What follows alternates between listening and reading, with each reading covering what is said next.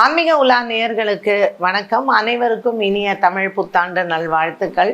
So வரக்கூடிய இந்த குரோதி ஆண்டு நமக்கெல்லாம் எப்படி இருக்கும் பொதுவாக அப்படின்ற ஒரு எண்ணம் எல்லாருக்கும் இருக்கும்.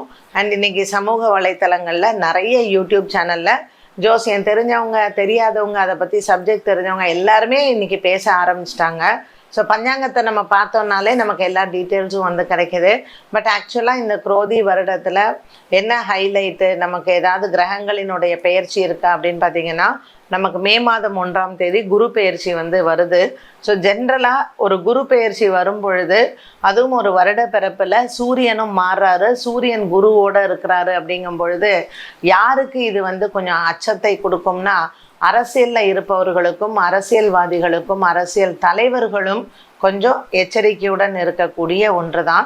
ஸோ இந்த குரோதி ஆண்டு பல பேருக்கு அரசியலில் இருப்பவர்களுக்கு அவர்களினுடைய தலையெழுத்தை மாற்றக்கூடிய ஒரு அமைப்பை வந்து கொடுக்கும்.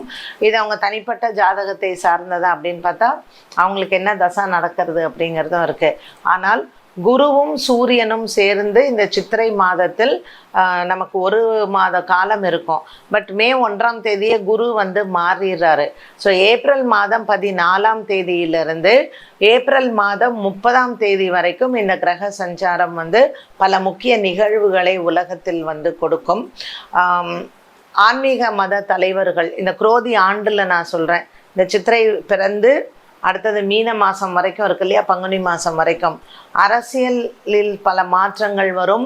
அரசியல் தலைவர்களில் பல பேருக்கு உடல் ஆரோக்கிய குறைபாடுகள் வரும்.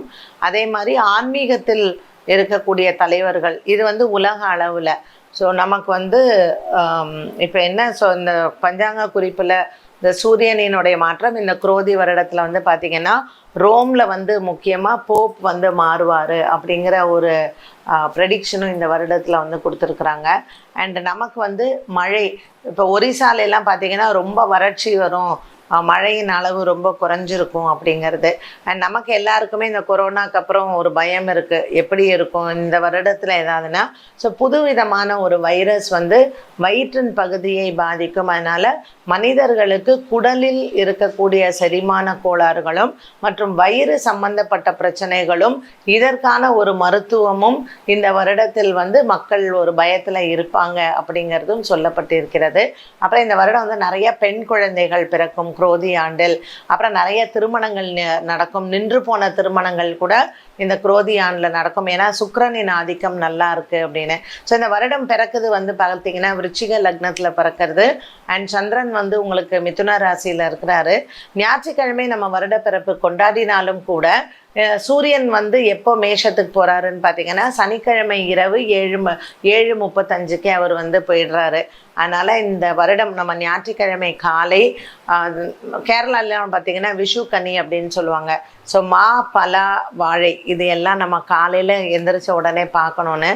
அதனால் நமக்கு இந்த வருடம் முழுவதும் நல்ல ஆரோக்கியம் இருக்கணும், நிறைய செல்வம் இருக்கணும், குடும்பம் வந்து சந்தோஷமாக இருக்கணும் அப்படிங்கிறதுக்காக மங்களகரமான பொருட்கள் எல்லாம் காலையில் எந்திரிச்ச உடனே நம்ம பார்க்குறது அப்படிங்கிறது பெரியவர்கள் ஒரு வழக்கமாக வச்சுருந்தாங்க.